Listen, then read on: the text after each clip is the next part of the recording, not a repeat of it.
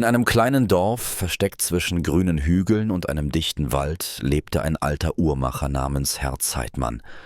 Sein kleines Geschäft war vollgestopft mit Uhren aller Art. Große Standuhren mit goldenen Pendeln, kleine Taschenuhren mit silbernen Verzierungen und sogar Kuckucksuhren, die jede Stunde mit einem fröhlichen Kuckuck die Zeit verkündeten. Doch Herr Zeitmann war nicht nur ein Uhrmacher, er war auch ein Erfinder. In seiner Werkstatt hinter dem Laden tüftelte er an geheimnisvollen Maschinen und seltsamen Apparaten. Eines Tages kamen zwei Freunde, Lisa und Max, in Herrn Zeitmanns Laden. Lisa war ein neugieriges Mädchen mit leuchtenden Augen und Max war ein eher schüchterner Junge, der sich für Technik begeisterte.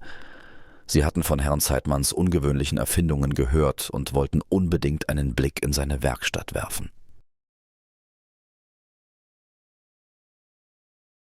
»Guten Tag, Herr Zeitmann«, sagte Lisa mutig. »Wir haben gehört, dass Sie ganz besondere Uhren bauen.« Herr Zeitmann lächelte geheimnisvoll.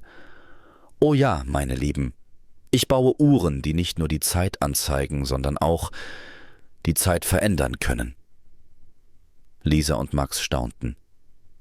»Die Zeit verändern?« fragte Max ungläubig. »Ist das überhaupt möglich?« »Alles ist möglich«, sagte Herr Zeitmann mit einem Augenzwinkern und führte die beiden in seine Werkstatt. Dort stand eine Uhr, die ganz anders war als alle anderen. Sie war aus dunklem Holz gefertigt und hatte ein Ziffernblatt mit seltsamen Symbolen. »Dies ist meine neueste Erfindung«, erklärte Herr Zeitmann stolz.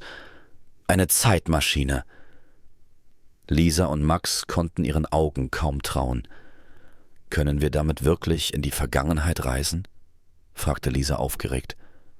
»Natürlich«, antwortete Herr Zeitmann, »aber seid vorsichtig. Die Vergangenheit zu verändern kann ungeahnte Folgen haben.« Er erklärte den beiden, wie die Zeitmaschine funktionierte.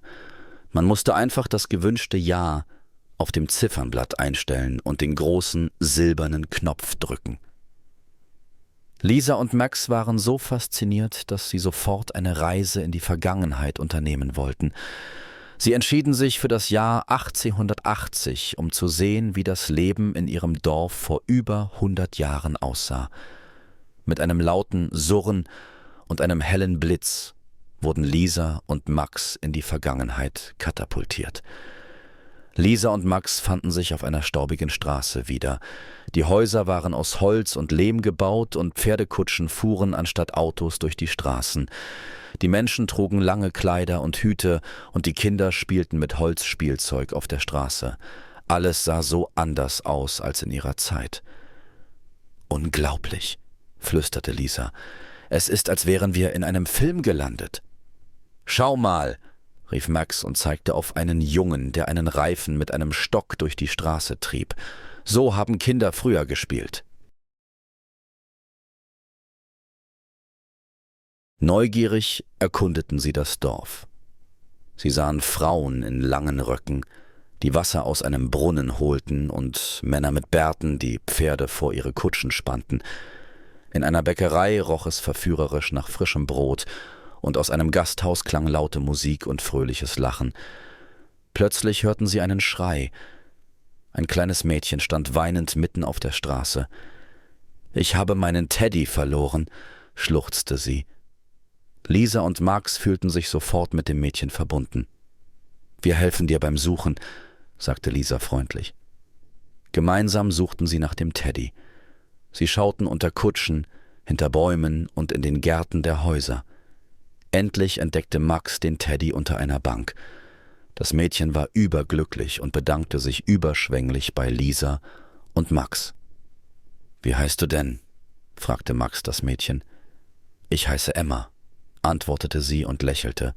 »Wollt ihr mit mir spielen?« Lisa und Max verbrachten den ganzen Nachmittag mit Emma. Sie spielten Fangen, versteckten sich hinter den Häusern und erzählten sich Geschichten. Emma erzählte ihnen von ihrem Leben im Dorf, von ihren Freunden und ihrer Familie. Als die Sonne langsam unterging, erinnerten sich Lisa und Max an die Zeitmaschine. »Wir müssen zurück«, sagte Lisa zu Emma, »aber wir werden dich nie vergessen.« »Kommt ihr mich mal wieder besuchen?« fragte Emma traurig. »Wir werden es versuchen«, versprach Max. Sie verabschiedeten sich von Emma und machten sich auf den Weg zurück zu Herrn Zeitmanns Werkstatt.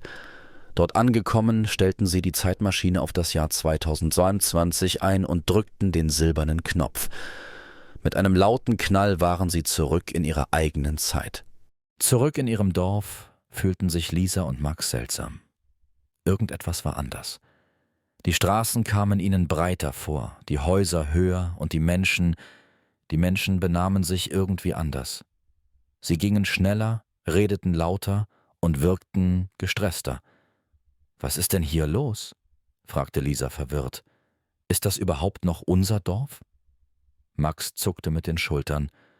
»Ich weiß es nicht, aber irgendwas stimmt hier nicht.« Sie gingen zu Lisas Haus, doch dort erwartete sie eine Überraschung. Das Haus war größer und moderner, und im Garten stand ein Auto, das sie noch nie zuvor gesehen hatten. Vorsichtig öffneten sie die Tür und traten ein. Im Wohnzimmer saßen 2 fremde Menschen auf dem Sofa. »Wer seid ihr denn?« fragte eine Frau mit strenger Stimme. »Wir sind Lisa und Max«, antwortete Lisa zögernd. »Wohnen wir hier nicht?« Die Frau lachte. »Lisa und Max, hier wohnen Thomas und Anna mit ihren Kindern. Ihr müsst euch irren.« Verwirrt und verängstigt verließen Lisa und Max das Haus. Was war nur passiert? Hatten sie durch ihre Zeitreise die Gegenwart verändert? Sie beschlossen, Herrn Zeitmann zu fragen. Der alte Uhrmacher hörte sich ihre Geschichte geduldig an. »Ah, ich verstehe«, sagte er nachdenklich. »Ihr habt die Zeitlinie beeinflusst. Durch eure Begegnung mit Emma habt ihr kleine Veränderungen in der Vergangenheit bewirkt, die sich nun auf die Gegenwart auswirken. Können wir das wieder rückgängig machen?« fragte Max besorgt. »Das ist schwierig«, antwortete Herr Zeitmann. »Aber vielleicht gibt es einen Weg. Ihr müsst noch einmal in die Vergangenheit reisen und versuchen, die Dinge wieder in Ordnung zu bringen.« Lisa und Max zögerten. Wollten sie wirklich noch einmal in die Vergangenheit reisen? Aber ihnen blieb keine andere Wahl. Sie mussten die Gegenwart retten, auch wenn es gefährlich war. Mit einem tiefen Atemzug stellten sie die Zeitmaschine erneut auf das Jahr 1880 ein. Diesmal wussten sie, was sie zu tun hatten.